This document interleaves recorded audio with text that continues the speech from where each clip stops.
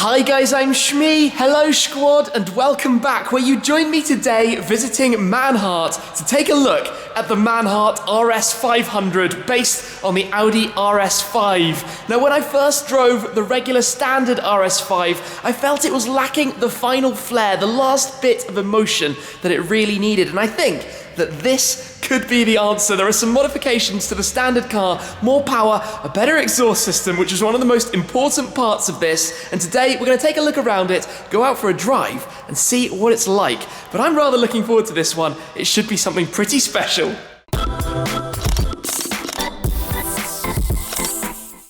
The car is sitting in the showroom here, surrounded by some very nice machines. But let's get started by taking a proper look around the one that we've come to see today, the Audi RS5, or in this case, the Manhart RS500. Now, the most distinct part that you will notice is the design package, so the gold livery that is installed on top of the black car. But under the skin, there is a lot more to this. So it has Manhart sports exhaust. Stay tuned to hear that, because one of the biggest problems I found with the RS5 is that it didn't really offer the emotion that comes from the sound that the car makes. The latest generation RS5 has the 2.9-litre biturbo V6 rather than the 4.2-litre naturally aspirated V8 from the previous generation. So it maintained at stock the same power. It had a lot more torque than the original or the previous generation car, but in this case, the standard 450 horsepower has been increased to 500, and the standard 600 Newton meters has gone up to 700. That's thanks to the MHtronik tuning box that is installed in the car. So other modifications that are on this car, you'll notice the 21-inch Concave ONE rims, worn in satin black, again with the gold highlighting pinstripe around the outside that you can see around the car. So starting around the front, there is potential in the future for a carbon fibre package, but this car is kind of quite discreet in general. It's got these touches you see around the front flared sides there, the Quattro badge finished in gold as well, the distinct double striping that runs the length of the car as the window, the windscreen, top banner across there as well. Around the door mirrors, the RS500 logo spotted on the side, and that all works, well, engine back to exhaust, to hopefully give us quite an enjoyable sound out of this. It's also sitting slightly lower than the standard car on KW suspension, but beyond that, it's very, I suppose, subtle modifications, hopefully leading towards the package that I was hoping the RS5 could be. So custom floor mats installed inside, but otherwise the fit and finish of the interior that we know straight from factory, the virtual cockpit, a car that was really good to drive, but like I said, just didn't quite have that final touch and flair that comes from the noise when you're driving something like this, a sporty car. So let me just, for the moment, jump in, turn on the ignition, and we're into life, because I want to start this up. So it's in dynamic mode. The exhaust system links through to how you have the drive select modes configured. But I think it is start time. Let's listen to it.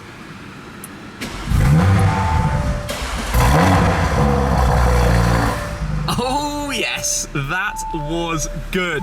You can hear the turbos, you can hear that extra noise. So let's get the car out of the showroom, head out onto the roads. We'll be able to hear a little bit more of this. I'm not gonna lie, I'm very excited about it.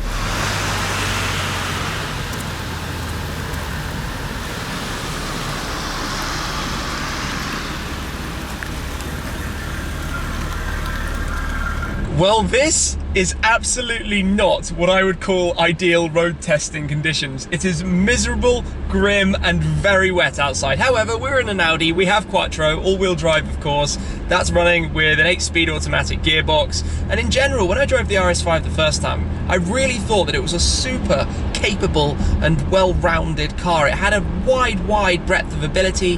When you look at the dampers from comfort mode to dynamic, the spectrum through which they can adapt is vast. So you can have a car that rides gently, it's nice to cruise in, do lots of miles in, and then at the other end, it's very dynamic and active and exciting to drive, except for the lack of sound. Now I'm driving in comfort right now, which is very comfortable as it should be. However, when I go into Audi Drive Select, and I did this a moment ago, and put it into dynamic, it gets very firm. Obviously the gearbox drops the gear, also everything is pre-configured to tighten up and become more exciting in dynamic, but you definitely feel that, and you'd want to be out on a track to really use dynamic, but that's where you can set individual and have all the sporty settings with soft suspension, which is generally how I like it. And obviously this is firmer than the standard car. However, the important thing is that comfort, I would argue, hasn't lost the comfort side that you want. It still feels like a gentle, nice car to be driving. It does make some strange noises. I've got to get used to those. So what I'm going to do actually is put it into dynamic mode for the drive. I think I'm about to turn onto a nicer road.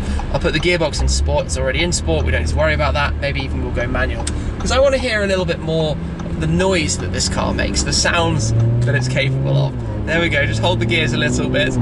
It's a V6, obviously, and traditionally we all want V8s, V10s, V12s, and the previous generation of this car had a V8. In fact, the previous gen was the first gen, but obviously sharing with the RS4, which is now in its fourth gen. It started with a V6, went to two V8s, and now back to a V6. However, let's just get a little sense of this. Oh, I like that upshift. That noise was cool, like gunshots going off. And then the burbles and crackles. First time I've heard that. Okay, the upshift. V6s always have this burp excitement sound, and this really exaggerates that, I think it's safe to say. But let's see if we can get away from the truck that I'm currently following and open up a bit more. Okay, it's very, very fast. 700 Newton meters, and it gets very loud as well when you're up towards the shouty end of this. The downshifts, it makes some unusual sounds that I'm learning and trying to work out everything that's going on. But it picks up and gets moving. I mean, this amount of power above standard, obviously it triggered it to be quite squirmy in these conditions.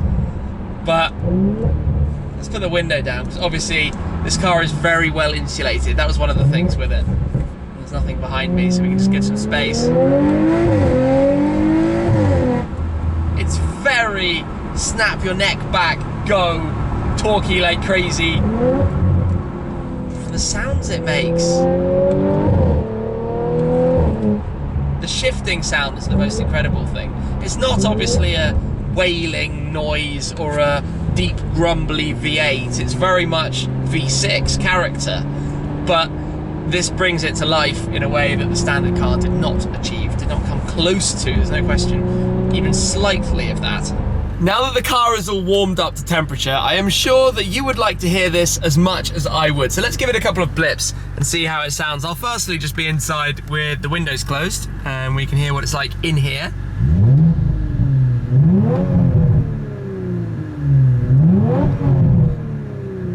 So you get those burbles when it just lifts off. Then let's open the window.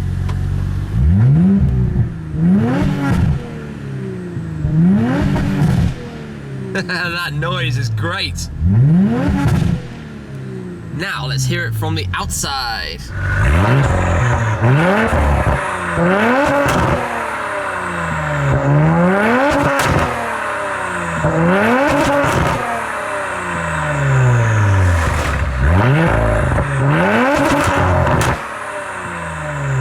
I'd say that's pretty cool. It's the snap you get after you lift off. But let me just put it into comfort mode for a second. So with the drive select, we'll go into comfort just so the valves close. And you can hear it's completely muffled. There's no snap, there's no extra loud kickback after from the noise. It's just...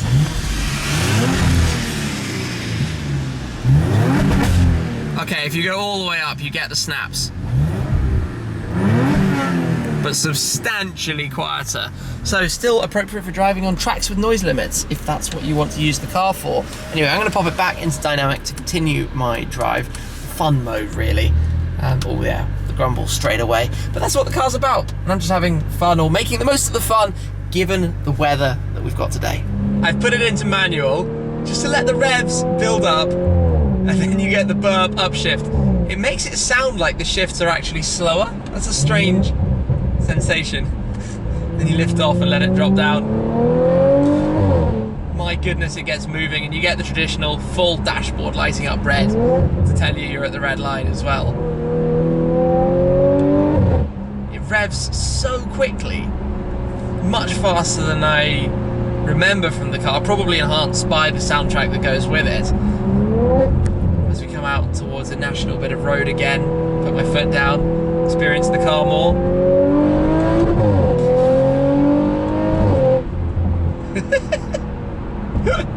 Oh. It's not, to be honest, that loud. It could be louder inside. I'm sure outside it sounds absolutely ridiculous, and everybody who's walking in the woods around me is wondering what on earth is that racket. Inside though, as we push on, you feel the reassurance of the Quattro system. It's a fun car to drive, as I've said. I had some mountain passes in Andorra for the launch of the RS5, so I got to drive it properly down there, have an awesome time. But like I said, my big holdback on the car was the emotive connection to it, especially when you consider the alternatives, the C63, the M4, other cars that are a little bit more lively when it comes to the sound front. So this very much, I suppose, resolves that problem for an RS5. Plus, it comes with a whole barrel load of torque and horsepower to go with that. I think, I haven't obviously experienced around corners what the torque is like when you put the foot down too early and how understeery it makes the car, but certainly in a straight line it gets it very lively, very, very lively, which is quite an exciting thing as well, to be honest, especially on a day like today. I imagine it sticks like glue when it's drier. Any opportunity, downshift. Yes.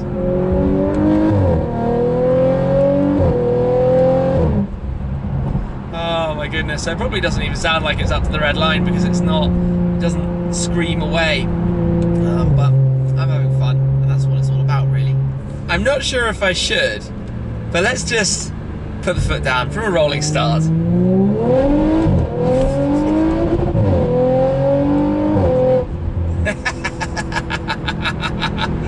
Pure entertainment. The pace with which it gets off in these conditions. If you did that in my AMG GTR or something, you'd just be sliding around going nowhere on a slippy piece of tarmac like this. Literally nowhere. Quattro is brilliant for that. It makes sense, you know, that's why there's such a move towards having variable all-wheel drive systems in cars at the moment, in the cars from the big German brands, just for the ability to be able to adjust it and have this grip and security when required. I'm not the biggest fan of this noise. When you're in comfort mode and the exhaust flaps are doing their thing, it's really kind of rattly, tinny, almost that noise when you squeeze polystyrene. It sends these shivers through your spine, through the whole of you. It's not the best sound like this, to be fair. I think you pretty much need to keep this exhaust system open. However, this bit of road is a bit of road that I've driven on multiple visits to Manhart, and it is horrendously bumpy. And this is kind of interesting, that the car that can be as firm as it is when you're out on, you know, smooth tarmac is actually kind of comfortable and not too rough over this bumpy surface as well. So it's rather multifaceted in that respect, which is nice. That's how you want it.